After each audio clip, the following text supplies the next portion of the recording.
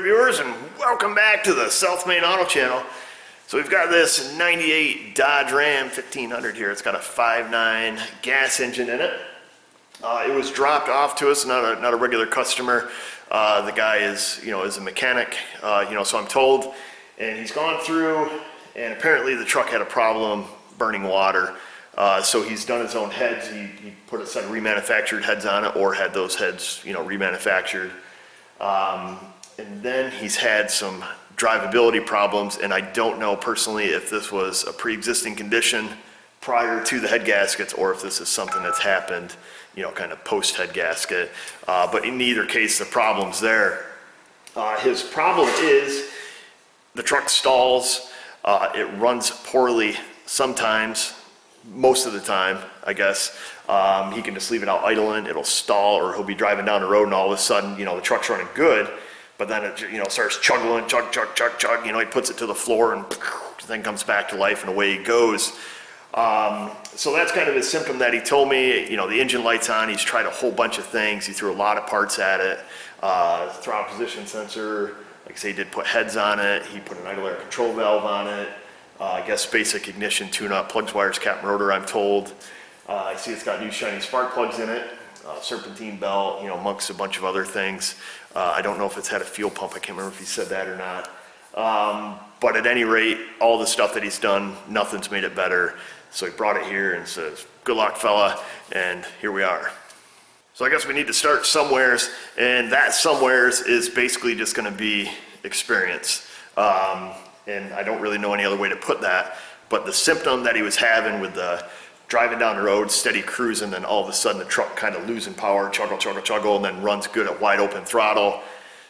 To me, I don't really know how to do it any other way than just tell you experience-based tells me it likely has an oxygen sensor that's hanging up. That's a super common Chrysler problem, whether it's on a Jeep, these Dodge trucks. That's just a fact of life. Of course, we're gonna prove that. I've already drove it around with a scan tool hooked to it. I'm 95% certain that's what's going on, but I also think this truck has two problems. In my opinion, it has no ability to control fuel. It has no fuel control. The fact that he can shove it wide open throttle and the truck runs good, at that point, that tells us the truck goes into open loop. There's likely enough fuel supply at the pump to supply the engine to run at wide open throttle. So that's a couple things you can kind of gather just talking to your customer. And like I said, it's just a common problem. So what'll happen often on these is the upstream O2 sensor will hang up. It'll be working, then all of a sudden it'll either stick rich or stick lean. Usually they stick rich, they'll stick at a high voltage. And then what happens is, the fuel trim say, hey, we want to see this, we want to see this oxygen sensor switching, so it starts cutting back fuel.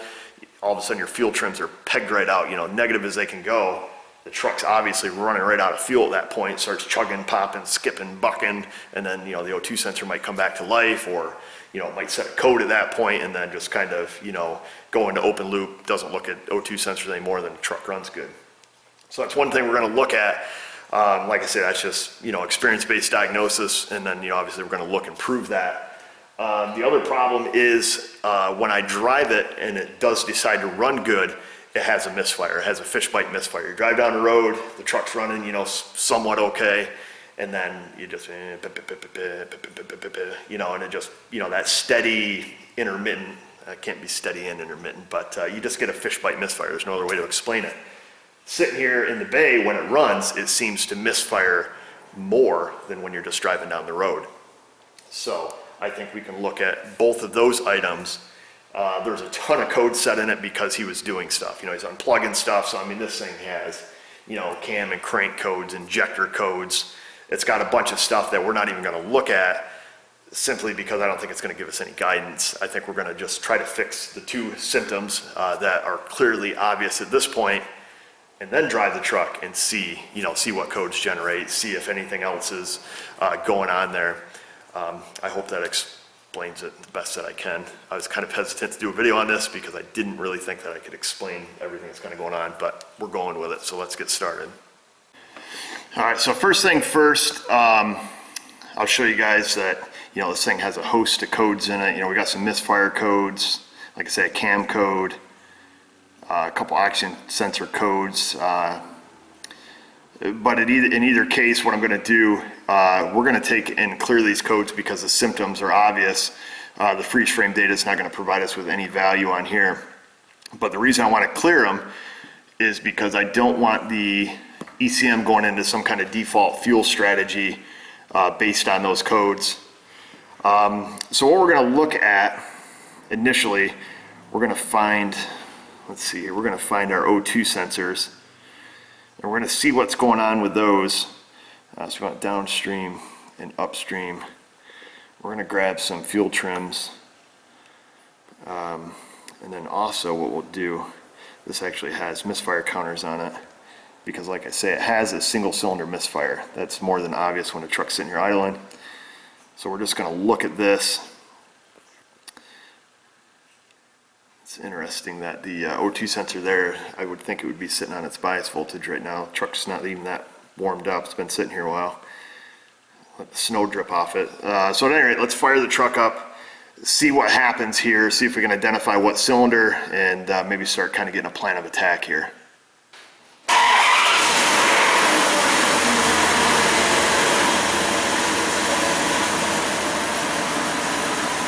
So it's obviously misfiring right now. I can tell you, oh, there we go. So our misfire counter is starting to come up on a number 8 cylinder. I can hear the truck misfiring, I can see it in the exhaust tube. What we're going to be looking for mostly, I want to see some kind of response from these O2 sensors of some sort, particularly the upstream.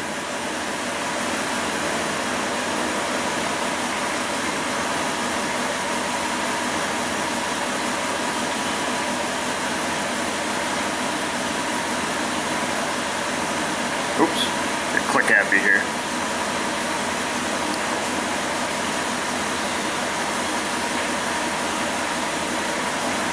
These only take a couple minutes to go into closed loop. I suppose we can grab fuel system status.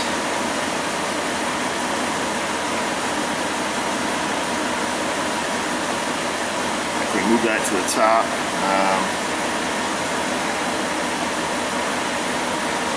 well, at any rate, we'll let this warm up a little bit. I suppose what we can do right now is we can, I'll create a big vacuum leak. We'll see if these O2s just peg out lean. I'll pull the brake booster hose off.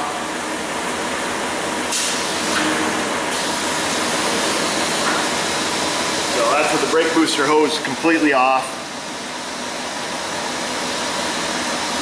Both of those O2s should have dropped right to 0, regardless of the loop status. Alright, I'm going to hook that booster hose back up.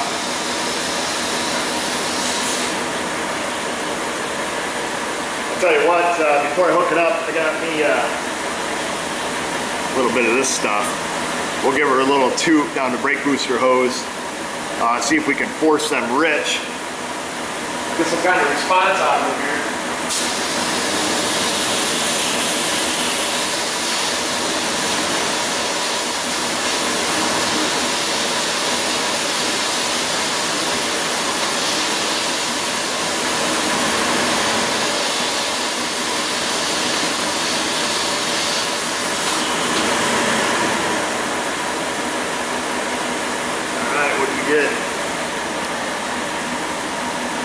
Not much. I should have pegged it out. I was douching her down pretty good there.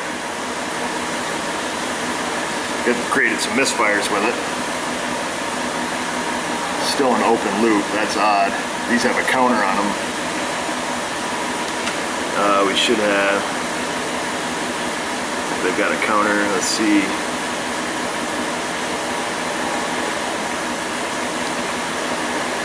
Closed loop timer, yeah, it's at 0 minutes, so it should be in closed loop. That's interesting that it's not. We may have set a code, you know, it may not be going into closed loop with a misfire.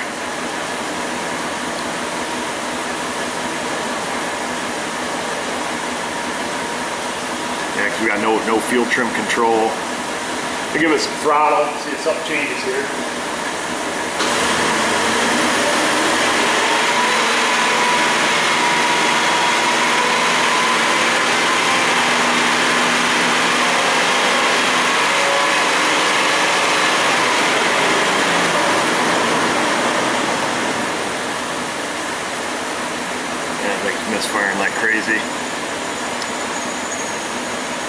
All right, well, I tell you what, fact of the matter is, you know, currently the upstream O2 sensor is not working, bottom line. Rear O2 is going super high on us. So this is all pretty interesting. It's not going into closed loop. Obviously I have misfires on number 8. I think what we need to do is we need to start repairing the truck. Just for grins and giggles here, let's see. I don't know if it's setting codes. Okay, here we go. Upstream oxygen sensor shorted the battery. That'll probably inhibit it from going into closed loop. I don't know that for a fact, but it's going to be one of the key sensors here. Let's just go after that, and we'll see where this takes us. Man, you guys that work down south with no snow, you got no idea what you're missing. You get a shower every time you work on a car around here.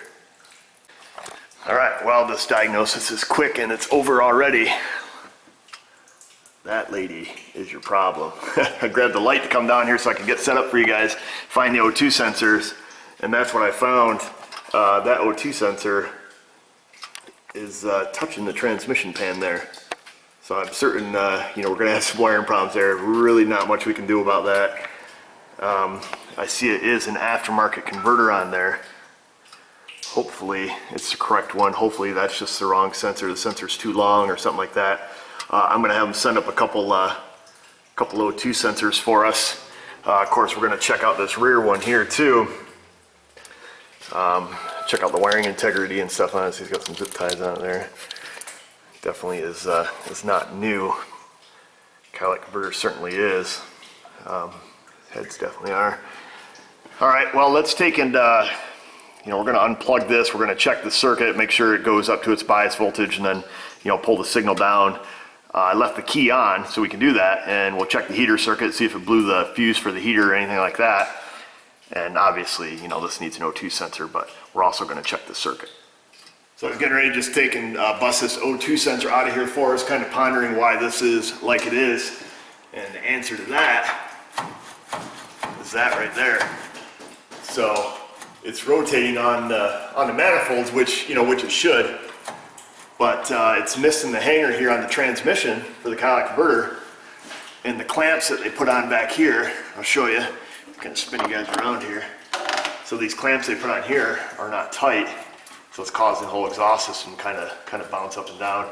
We'll see if we can't just temporarily, you know, jam these clamps down, maybe put a new clamp on it, tighten it up. Keep this from happening. Like I say, with this mount that's missing right here, that kind of sucks, but it is what it is. We're going to keep moving forward and get this thing fixed up for this fella. Hopefully that'll come loose. Oh man, hopefully they didn't strip it when they put it in that converter. No, should be good. We should toasty.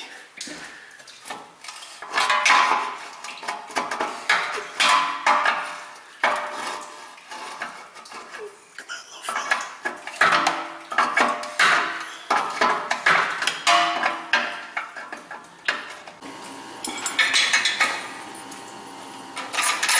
Stuff that on there. I know it's only kind of a temporary fix, you know, until he gets that mount, but that'll at least allow us to fix it for tonight anyways.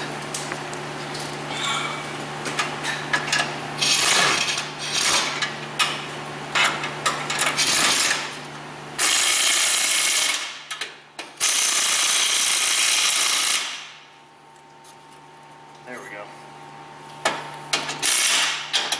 Give me a little toot for good measure. Let's see. So what needs to be done now, we need to unplug that oxygen sensor. That little guy. We're gonna have to cut that. See, he's got a zip tie on it up there. I'll take and chop it off. Wait, how we do? Chop it off? I always tell Mrs. O. Let's see here.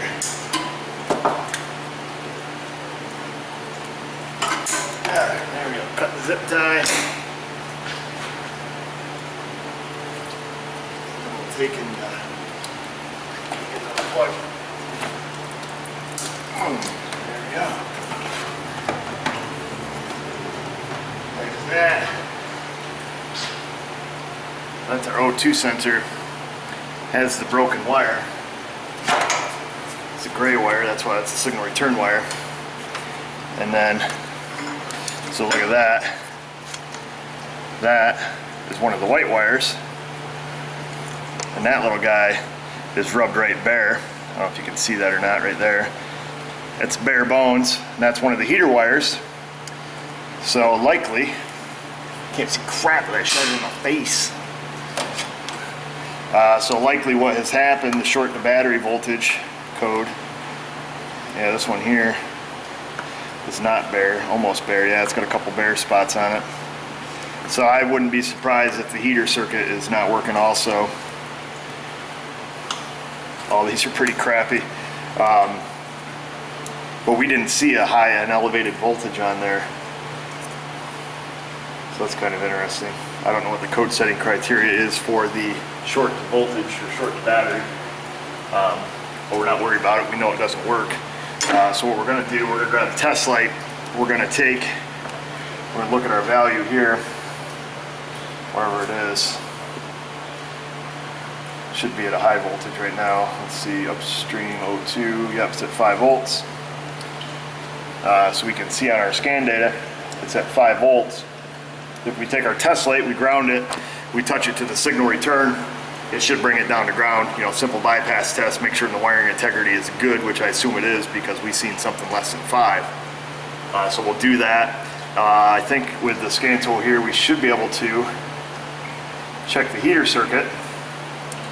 We'll go into active tests. We'll see if it has a command here to turn on the O2 heater circuit.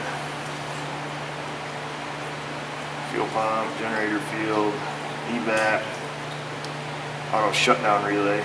Maybe that's it. We go see if there's anything else. Active test, special functions, maybe.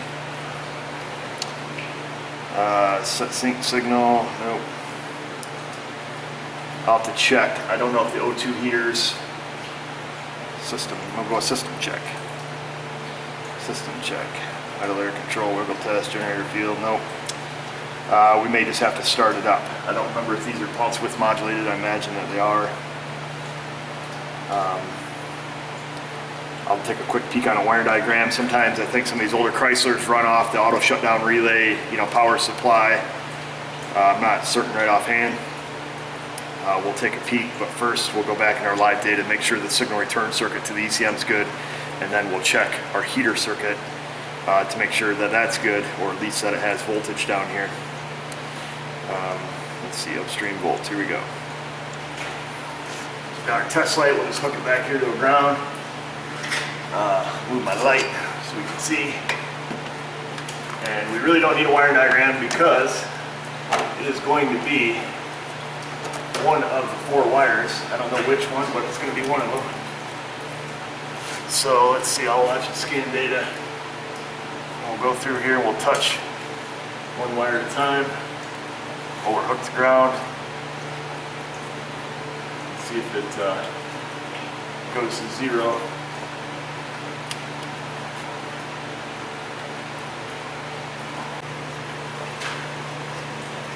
And that's assuming we have a good ground on our test light too. That's a variable. Let's see. Try to watch scan data. Oh, there we go. That's 0. Oops. Test light slipped off. So that is 0 volts. That is open circuit voltage right there. So our signal return wire is good. I'm going to take a quick peek at our wiring diagram. Actually, we can just look at, I'll take a look at that. Alright, so I went ahead and I pulled this up, wherever I pulled it up here, our wiring diagrams. So I found a wiring diagram. Let's even back out of this. It was kind of how I suspected it might have been.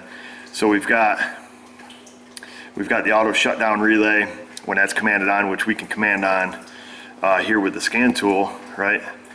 That was one of our options here.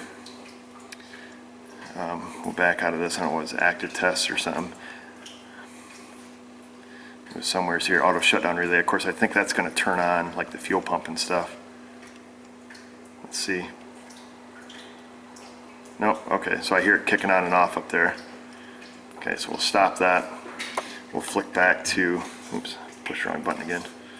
We'll flick back to our diagram. So when auto shutdown relays turn on, it sends power up through this fuse K in the power distribution center. That, oops, in turn comes down here to our oxygen sensor, to the heater circuit, and then they're just go to ground. So they're not a pulse width modulated heater circuit, they're on or they're off. That's why it can't throw any heater codes. I don't believe it. May have some other strategy. I may be wrong on that, but it's not a computer controlled heater, I guess is what I'm getting at. So theoretically, we'll take and we'll pop back into here. We'll do our actuator test. We'll grab our test light. We'll take and see if we have a pulsing power up there. I suppose one thing we could do is see what color wire it is. Looks like, was it dark green with white? Oops, dang it. Yeah, dark green with white. Looks like it goes to both the downstream and the upstream, so that's what we'll do. Let's see here. Okay, so I'll start the actuator test. Okay, here's the relay clicking. Got a ground. Let me just check the ground here on the starter. Okay, our test light lights, we know we got a good ground. We said dark green with white. I see a dark green with white, so that's the top left. Alright, I'm touching that pin. Relay's still clicking, but our light is not brighting. We got no light bright. Let me just go around to these other pins just in case.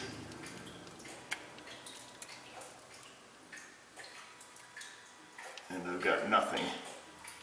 Okay, that's interesting. We likely blew that fuse. Fuse, what was it, K? Let's just real quick go into the underhood fuse box and see if that fuse is blown. Alright, so it says fuse K PDC 10 amp. So it must be under here. Let's see if these are labeled. They're not labeled fuse K. Spare 10 amp fog horn. 15 amp oxygen sensor. Wonder if that one is it. Very well could be. I'm going to take and turn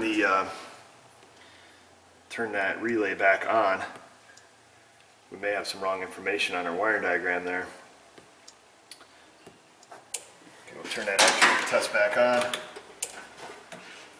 Go to the one that says oxygen sensor.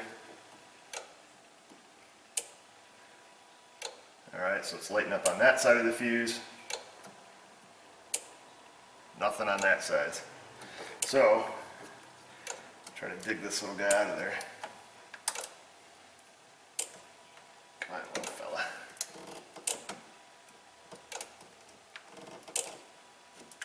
Oh, come on. Hey, look, fuse puller.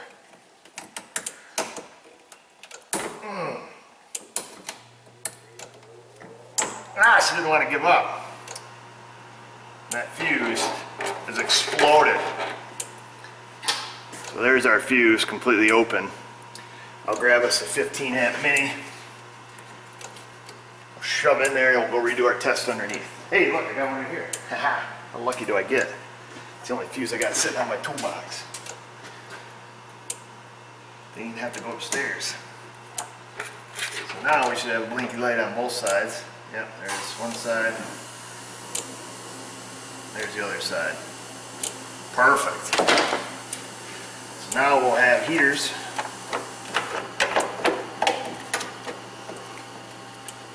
Back on there. I'll shut this actuator test off. We'll go back underneath. Of course, when we're underneath, you know, we not only have to check that we have our heater power, we also have to check to make sure the ground is good. That's, you know, pretty easy to do. So we'll do that too.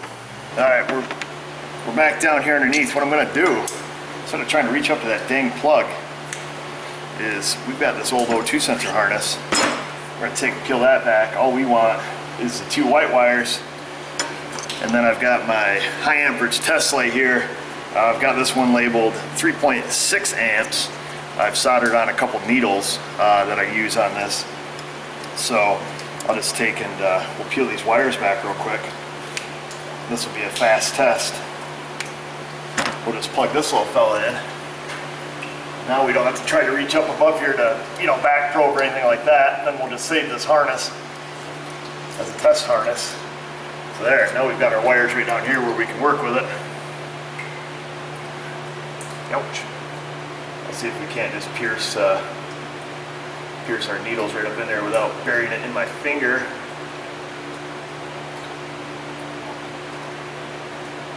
Get in there, little fella.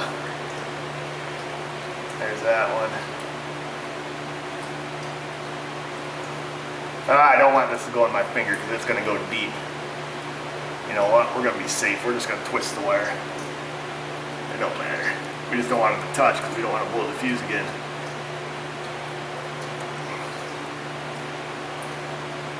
Okay. There we go. The circuit will easily handle that amperage. Nothing to worry about there. Best way to test the circuit is to keep the original load in place. In this case, we don't have our new O2 sensor should be here any minute. Or in this case, we'll substitute a load similar to the load that would be there already. So we're going to start the test. We can see we've got good power, good ground. Turn the actuator test off. Problem solved. We're good to go. And then the other tests we can do very quickly do not mean to beat an oxygen sensor to death, but in this case it was quite necessary. I'm going to trim them off so nothing bad happens. We've checked our signal return wire. We pulled it to ground. What we want to do is make sure our sensor ground is good. So we'll strip off the two remaining wires, the black and the gray. We're going to pop back in here to the data stream. We're going to take and touch these two wires together, key on, engine off, and our voltage should drop to 0. We'll take and we'll pull that up here, and that'll verify the rest of the circuit for us, and then it's time to move on. Upstream O2 sensor volts show 5. So right there we're at 0 volts with the wires touched together, 5 volts with it open. 1-2 barbecue, baby. And of course somebody's gonna say they saw them flicker, but there we are. We're biased at a high voltage. So that tells us all of our circuit is good. We don't have to worry about nothing except getting it unplugged again. Oh, because I broke the damn lock tab off it. There we go. And then we'll stick this in our arsenal of oxygen sensor. And sometimes this is the easiest way to test O2 sensor circuit. That's it. That needs an O2 sensor. Long story short, I'm going to do the same thing on the back. We're not going to drag out the whole process. It's going to be the same exact testing procedure. Making sure that the heater wires and all that stuff are good. If they are, I'm going to slam a couple O2 sensors in this. Then we're going to take a peek at that misfire.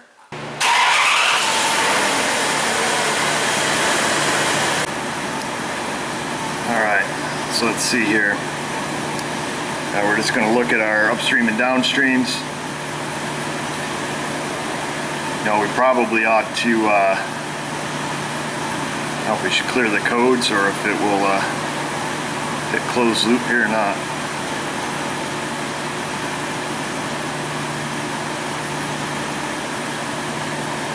We'll find out. Yeah, open loop DTCs. Alright, that's pretty interesting. So in order to clear the codes on this, we've got to, go back here. I've got to do a key on, engine off, so I'll do that, then we'll pop back in our data. Alright, so we're back in live data. Of course, the backed out. So one thing I don't like about this tool, it doesn't change, it doesn't save your custom data list. It's kind of annoying. So that's the 2 we want, right? We'll grab our fuel trims, close loop timer, grab our fuel status here, wherever that is. Alright, As soon as our closed loop timer gets down there, it should switch into closed loop. It's probably gonna go kind of nuts here because it looks like it's running wicked lean. Of course, we do have a misfire. Closed loop. We're gonna start seeing some fuel trim correction here. We'll see how this handles that. Of course, like I say, with this misfire, if it is an ignition misfire, we are gonna have a lean drivability problem here.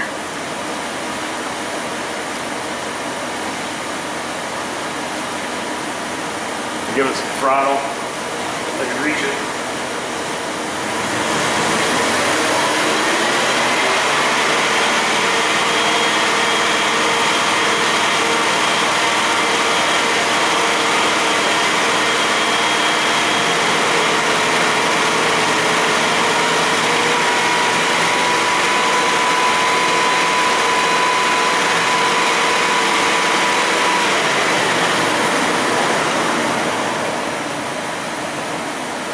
The data transfer on this thing is wicked slow for some reason. A lot of times when you pick a smaller data list, it'll be better. But in this case, I don't know if it's the vehicle or the scan tool, no idea. But obviously our O2 sensors are backing at it. I'm surprised our fuel trim's that low, especially with this dead misfire, but obviously it's a happy. It has some kind of fuel control here.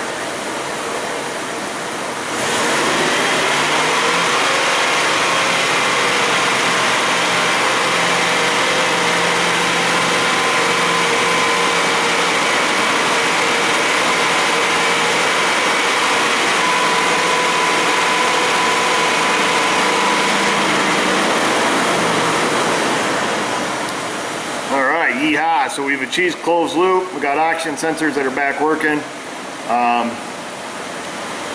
It's obvious looking at this tailpipe that we have a misfire. I'll show you guys. You can watch the exhaust tube there every time it misfires. There's a little jerk in it. So a little bit of a fish bite misfire.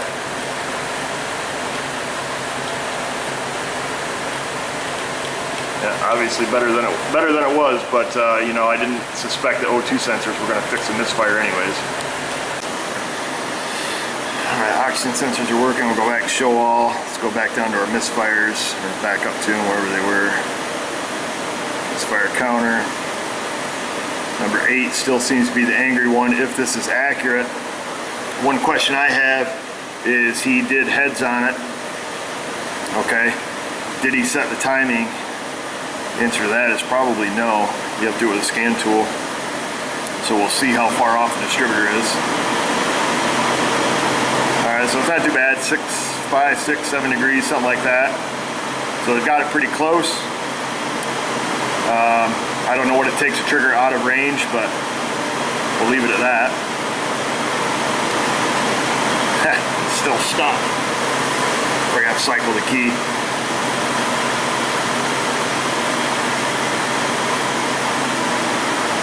That's funny. Must be a little fluke in the tool, huh? Alright, well, I'm gonna go cycle the key. What did I do? There it is. Alright, so I think my next step, simply because I drove the truck and I did experience it run fine, it intermittently runs fine. Well, I don't want to say, you know, fine like perfect, but somewhat okay. I don't believe that this misfire is going to be a mechanical misfire. So we're just going to very quickly, we're going to use our Pico. What the heck did I just do? I just grabbed the wrong cable. We're going to grab the correct secondary probe here, and we're going to go through. We're going to take a look at our secondary ignition right at the ignition coil. What I'm looking for, getting the wrong stuff here. So that way there we can see all 8 cylinders. Perhaps that will give us some guidance as far as, you know, what direction to go. You know, what's happening? You know, do we have a lean misfire in that cylinder? Do we, you know, what's the story? Secondary KV is not my strong point. I'll be the first one to admit that.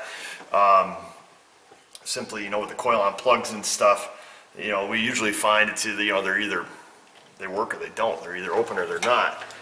So it's honestly not one of my strong feats. I'll find a couple grounds here. This is channel B. We use one of these for a trigger if we can. We've never had really good success getting secondary measurements at any place other than the source of the coil, but usually something good enough to give us a trigger. What we'll do, I'll just trigger off. I will try to trigger off number 8. That's our problem cylinder. Hopefully we'll get enough signal there to get a trigger to identify the other 7 cylinders on the parade that we're going to bring up. I'll get the laptop fired up. We'll get these capacitive pickups, or inductive pickups, I don't know which. Ivan would straighten me out on that, capacitive or inductive, on the coil wire here, and then we'll fire it up. We'll look at our ignition waveforms and see if that gives us some guidance, or can at least verify, you know, yes, it's number 8. Just because the misfire counter says that it is, doesn't mean that it is. You know, you could have some slack and some time and chain, or it could solely be interpreting data incorrectly. You never want to count on that 100% without verifying it. Would be my suggestion to you. So I'll get this hooked up, get it turned on, see what we see. All right, we're going to go ahead and start the vehicle, and we'll get our scope set up. Make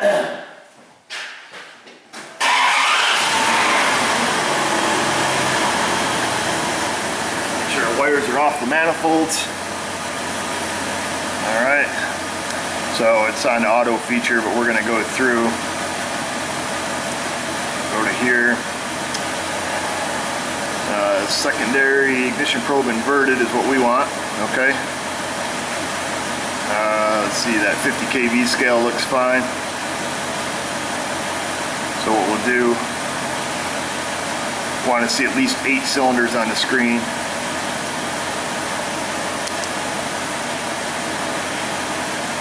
Got a problem right here. So we got 1, 2, 3, 4, 5, 6, 7, 8. And our next one, didn't quite catch them.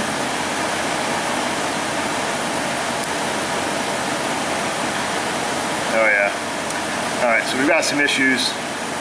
Let's take and turn on a second. Make sure my exhaust pipe's still hooked up so we ain't get all dizzy, baby.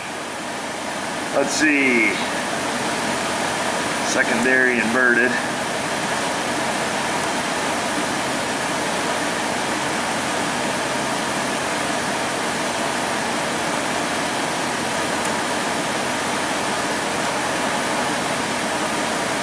Yeah, we're not getting too good a signal off that second one. That should be our number 8 cylinder. Okay, so tell you what, let's kind of zoom out on. Let's look on this at a little. Slow this down a little. Let's go to 100 milliseconds per division. All right, so now we can start seeing some anomalies here. Let's just take this screen capture right here. Let me go shut the truck off. Give me something to sit on. Okay, so our truck is off. We can see, obviously, we're picking up a bunch of noise on that other pickup, but we can see these higher spikes of kV. We'll assume that's our trigger. And this is the red trace is the one that we put on the number 8 cylinder. So let's go ahead and have a look at this. I think we can all agree that, let's see, is that 1, 2, 3, 4, 5, 6, 7, 8, 1, 2, 3, 4, 5, 6, 7, 8, 1. Okay, so yeah, about every 8 firing events, we do have a higher than normal kV, firing kV. Roughly that one there is 28,000 volts. So somewhere is between 21 to about 30,000 volts. The other plug wires, or the other plugs, are running about 12,000 volts. Okay, so high voltage. Let's go ahead and just have a look at a good event. Pretty classic looking secondary waveform. You know, our initial coil turn on oscillations, our turn off oscillations, our spark plug burn time. It's got a little kick at the end. Peak kV on that one's around 10,000 volts. So that looks pretty normal. Now let's have a look at one of these events here. I'm going to zoom in on a couple of these.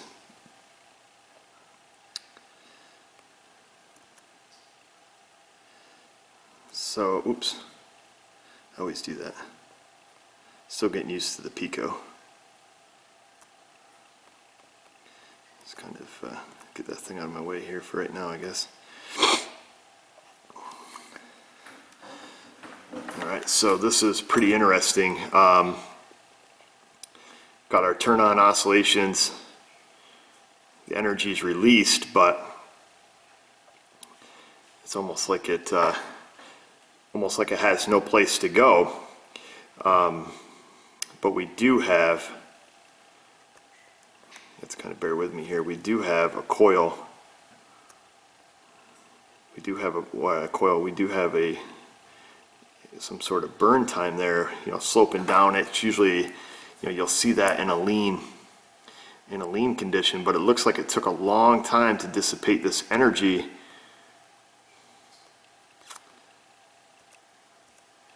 So that's kind of interesting. Let's have a look at this event. That is a very classic. Right here, when I see this, I think open plug wire. Firing event occurred, coil saturation, it fired, it had absolutely no place to go. No spark occurred. That there is what we would see on an open. So that's pretty interesting. Let's just kind of take a look at this here.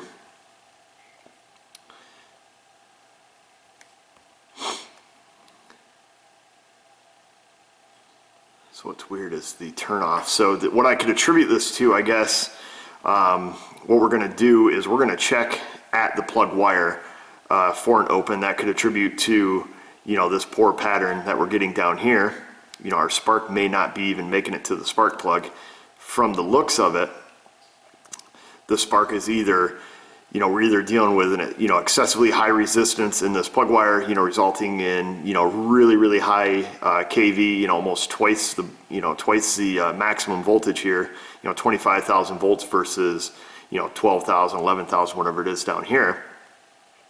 So the energy, the spark, you know, however you want to think about it, is not going anywheres. We may be able to attribute this this gap here to the gap of the rotor inside the distributor. You know, there is a spark that jumps there, and then, like I say, the energy from that coil, you know, it just kind of like peters out here. You know, it's not a clean turn off with clean coil oscillations, you know, like you see here on a good firing event. So this is very interesting. Like I say, secondary ignition is my weak point. Let's flip back a few frames here.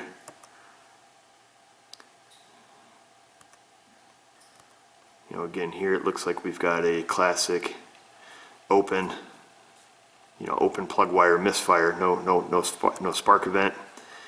I did not pay attention when we were capturing these if it was a dead miss at the time, or if it was just fish biting. This isn't open, I can tell you that right now.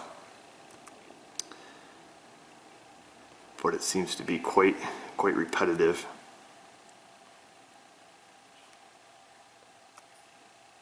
Yeah, again, you know, another open, no burn line. So I say, instead of sitting here, you know, beating us to death, having probably the worst guy to explain secondary ignition waveforms to you, attempt to explain them. We know this is open. We know there's no firing happening. There's no spark event. The energy has no place to go. Why sometimes it has a firing event? Maybe it fires. I don't really know. But I do know that this is a classic open circuit, open plug wire. The coil fired, the spark had no place to go. Let's just get old school with it. We're going to throw a spark tester on the wire. and see what happens. The other thing we could do to prove or maybe disprove this event as far as the gap, you know, we could give it a couple throttle snaps. If this doesn't change, then we'll know the spark's happening outside the cylinder.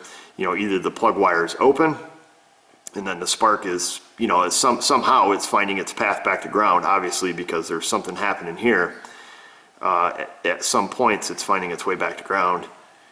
You know, at this point it is not. At that point it's open. There was no spark gap jumped except inside the cap, so that kind of gives me some pause, some stuff to think about. I went ahead and put us a spark tester down here on the number 8 cylinder. Let me go ahead and start it up. See if we have weak spark, no spark.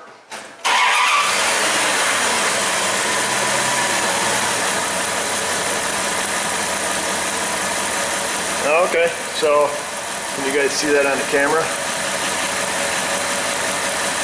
It is very intermittent. I'm going to go ahead and get the scope recording here.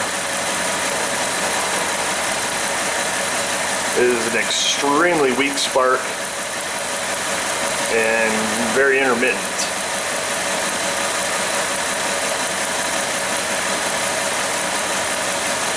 Okay, so that's going to explain our waveform here. Tell you what, I'm going to take and shut it off. I'm going to open that gap up a little more.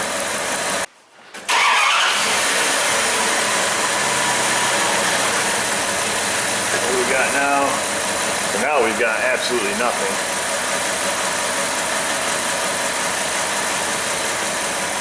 Yeah, so we have no spark occurring there whatsoever.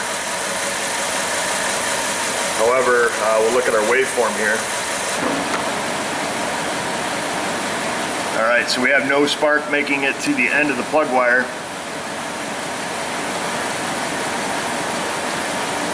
We look at our firing event.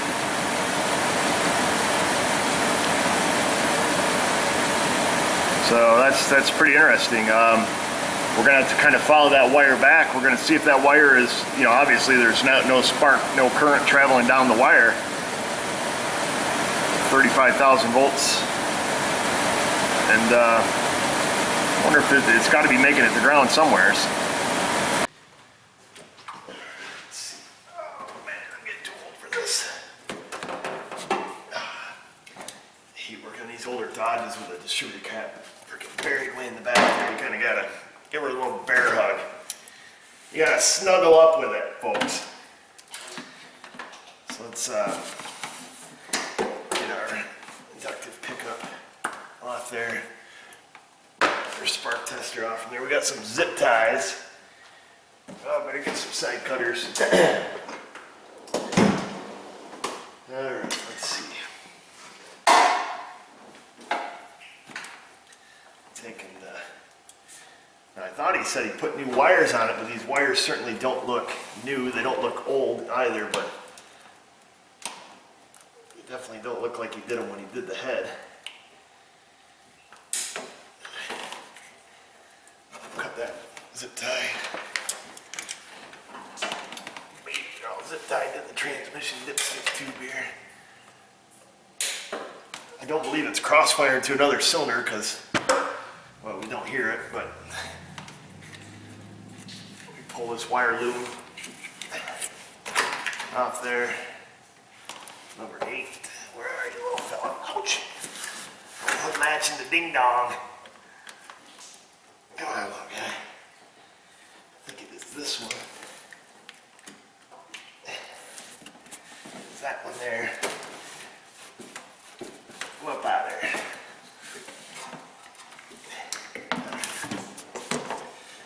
Visual inspection. We've got metal on that end. Got metal on that. I've got metal on both ends. A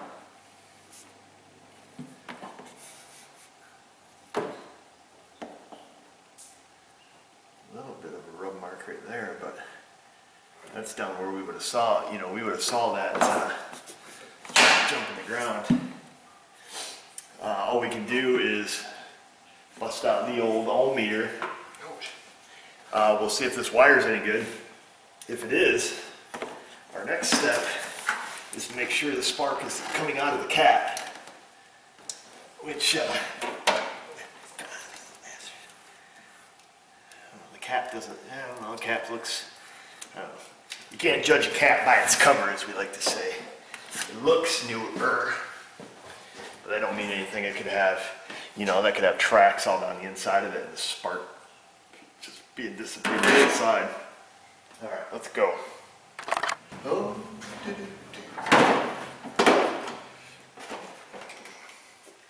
Why Snap-on ever quit making this thing? It's the best meter they ever made. Vantage. If anybody has one of these for sale, I will gladly buy it from you. So just put that in the comments below if you happen to have an MT2400 and you want to get rid of it.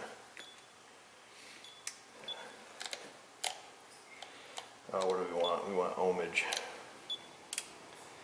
We'll put it on the auto scale. So what's the general rule? 1,000 ohms per foot, I think. Is it 10,000 ohms per foot? I don't know. We're looking for excessive is what we're looking for. 1,000 ohms per foot? I don't know. Does my meter work? Okay, meter works. Going in on the metal end. In on the metal end. And we're completely, we're in open loop. We have no continuity on this plug wire. Oops. I just tried to pull the boot off. Of course it left the end there.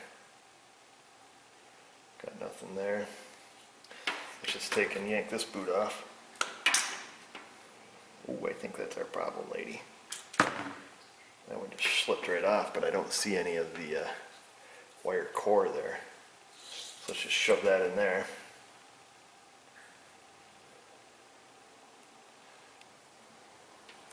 Nope.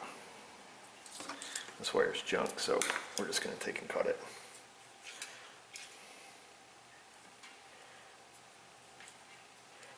These side cutters are not cutting the mustard. What a rookie. Let's see, I'll use a pair of, I don't have spark plug wire stripping pliers. Can you believe that? What kind of shop do I run? We're going to chop the ends off it here.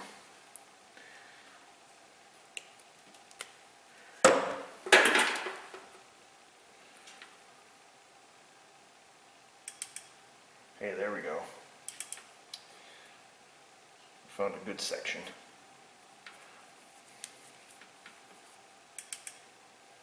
Look at that. So we have 6,170 ohms in this wire. That is approximately 15 inches long, we'll go with. I'm guessing on that. Terrible length. So, guess that would be good. But obviously the wire wasn't good. The problem lay somewhere in the end of the wires that we snipped off. While be jiggered.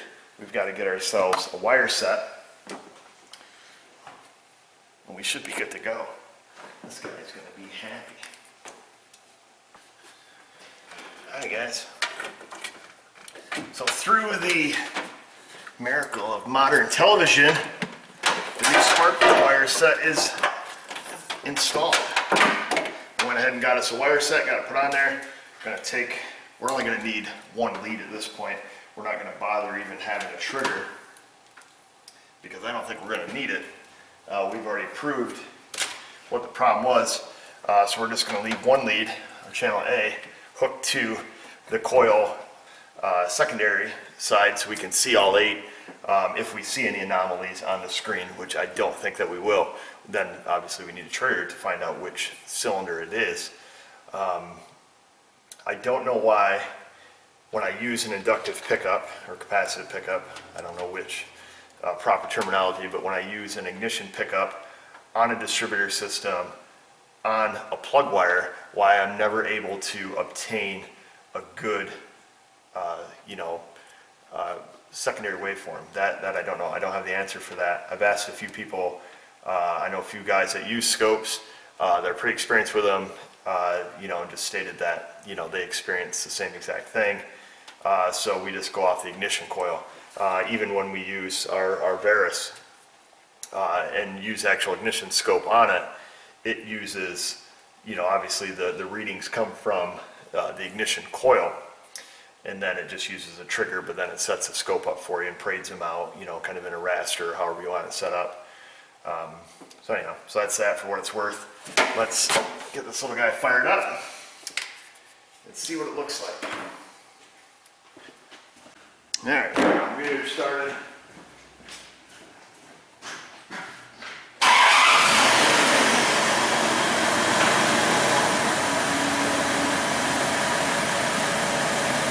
How do we not have it? Oh, there we go. Gotta hit the play button, baby.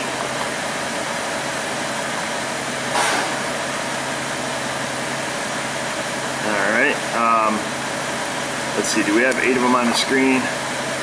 Let's see, yeah, I think so. So we got 1, 2, 3, 4, 5, 6, 7, 8. Yep, so that is all 8 cylinders right there. No anomalies. Of course, you're always going to have your varying, your peak kV is going to vary, particularly as, fuel mixture varies. On a distributor system, that can actually be, kind of all over the place. So let's tell you what, I'm taking turn our trigger off here. Oops.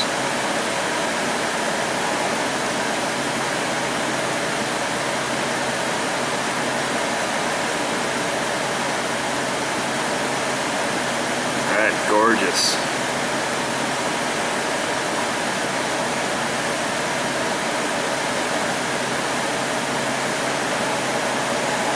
We'll pull it back so we've got, what was that, 20 milliseconds per division. Let's just take a...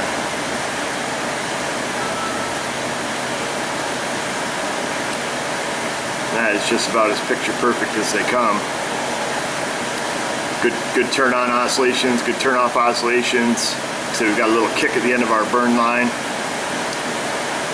We can actually measure our spark plug burn time. Oops, not with that cursor you can't.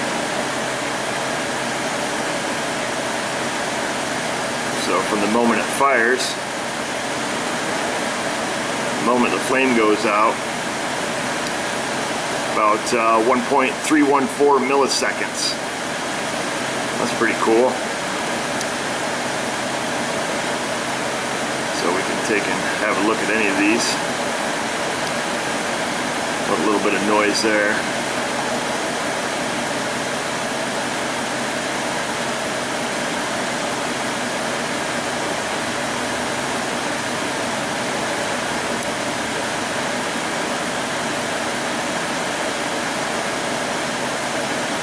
Well, folks, I'm happy if you're happy. So obviously, we knew what was going on. When we seen that. When we seen that secondary waveform initially, we knew that we had an open. So really no sense of going any further. We can check our misfire counters. I've got them up here. They're all hanging around 0. Truck sounds nice and smooth. Give her a couple wads here.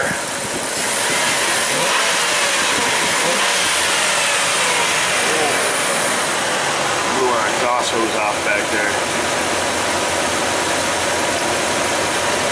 See our fuel trims here, see what they're going at. Alright.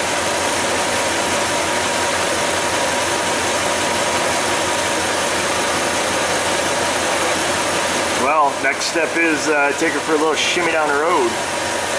Alright, so we've got our wires. I just took and I just wire tied them back up kind of how we had them there. All the factory looms and holders and stuff are missing, but he should be happy with that. Like I said, just put them back exactly how they were. These wires that I bought came with loom on every single wire, so that was kind of nice. Now we don't have to worry about them rubbing, you know, back there by the valve cover and stuff. Let's go for a drive. All right, yeehaw! Looks like it started snowing since we've been inside. Sweet, we'll do some drifting. I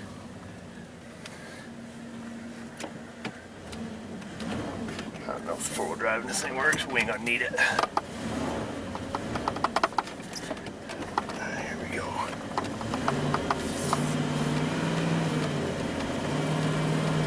What we'll do is before we even look at any scan data while we're driving, we'll just go, you know, with the old seat of the pants dyno type thing here. Let's see. We'll head out on the big road.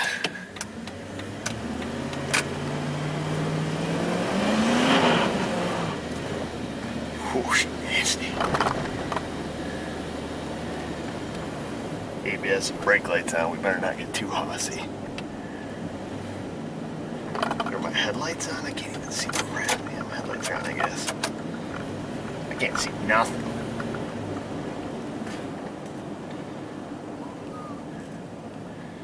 We got a headlight out. We don't get pulled over.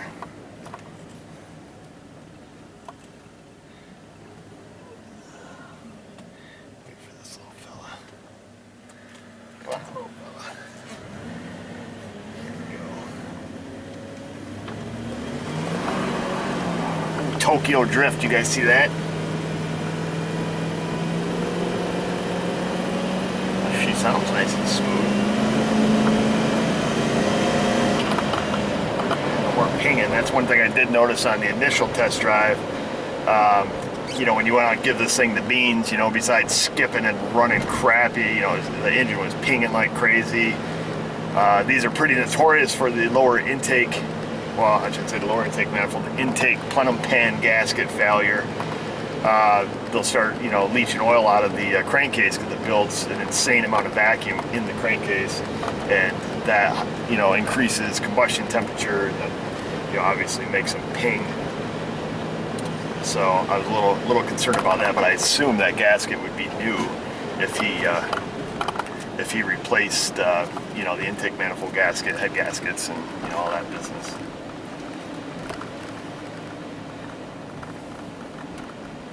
Brakes on this thing are a little sketchy. Kind of pulls the left pretty hard.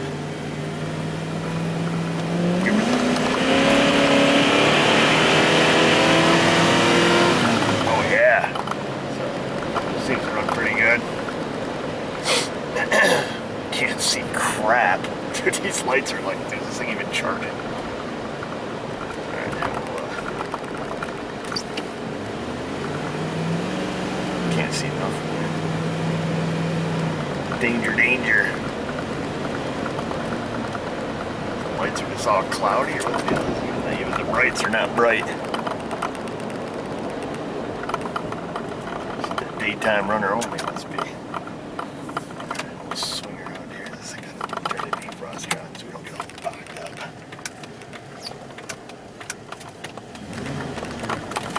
Oh, ground's a little dry right there. Let's see. Back to the shop.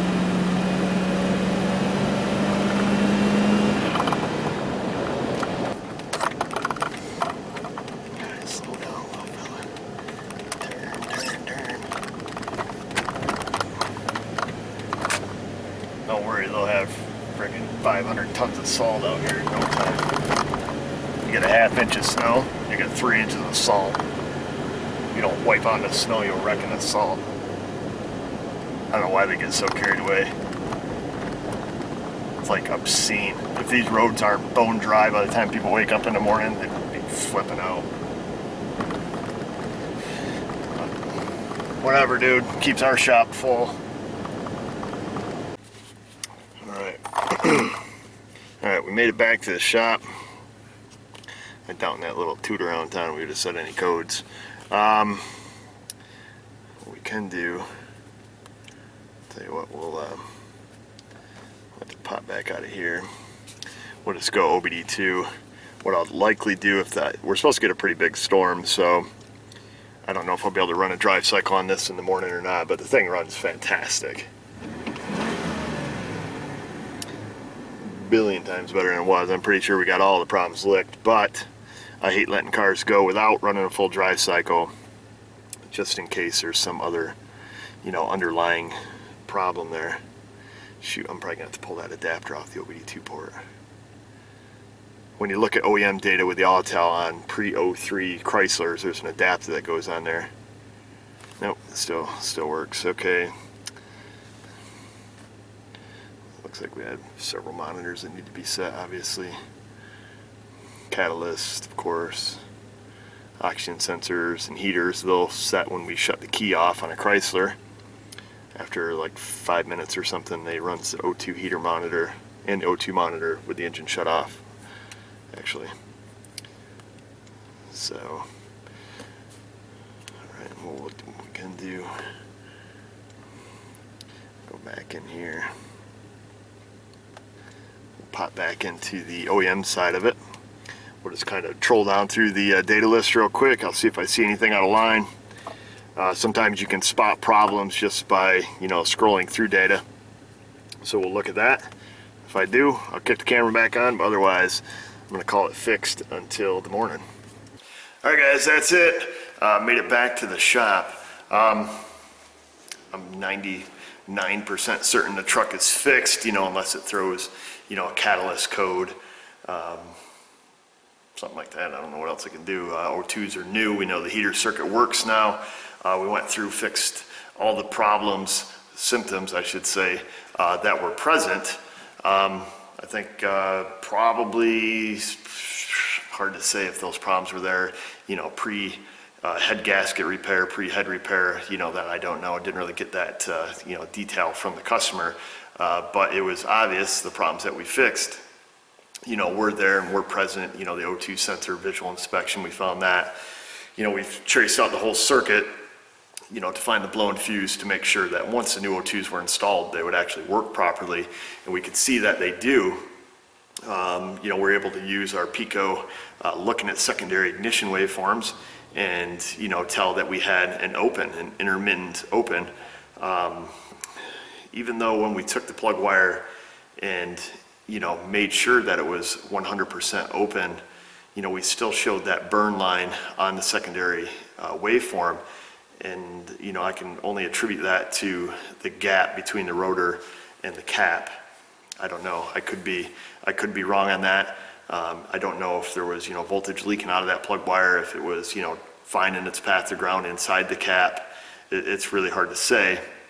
You know, again, secondary ignition, I'm a little bit weak on. I'll definitely admit it. It is something I need to, you know, focus on. But there's, you know, there seems to be a ton of variables with it, and you know, I've always kind of accomplished what I've needed to when I've looked at it, or I've, you know, been able to look at, you know, another aspect of the engine, you know, whether it's in cylinder, you know, pressure testing, or, you know, whatever the case may be, and I've always, you know, been able to find the problem.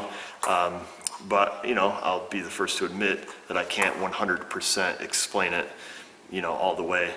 Perhaps if I did it every day. I know I work in the shop every day, but I don't, you know, examine secondary waveforms every single day. Honestly, not that often. You know, sometimes we'll do it just to see, you know, is that coil firing or isn't it? You know, kind of move on from there. Is it open? Is it shorted? You know, those are kind of the two easiest things to diagnose, and perhaps the most common. You know, I can identify, you know, a transistor in the ECM that's, you know, slow to close, or, you know, not dropping all the way to ground, you know, something like that. But you just don't see it that often, or at least I don't, you know, here. So we're just going to leave it at that. Let the customer know in the morning his truck is done. You know, assuming we get this storm and I'm not able to really run it through a drive cycle, I'm not going to make him leave it here for days. I'll just tell him, you know, how it is. You know, I wasn't able to, you know, complete a drive cycle to 100% confirm you're not going to have an engine light come back on. He's a pretty cool guy. I think he'll understand and, you know, drive it himself, but it is obvious that the truck runs, you know, 1,000 times better than it did when it got dropped off, that's for sure. Even when he was dropping it off, the thing stalled, 2 or 3 times just in the driveway. So definitely made some good progress there. Let me know what you guys think. Put your questions, comments, concerns in the comment box below. Don't forget to subscribe to our channel if you haven't. Facebook, Google+, you can check us out there. And just remember, viewers, if I can do it, you can do it. Thanks for watching.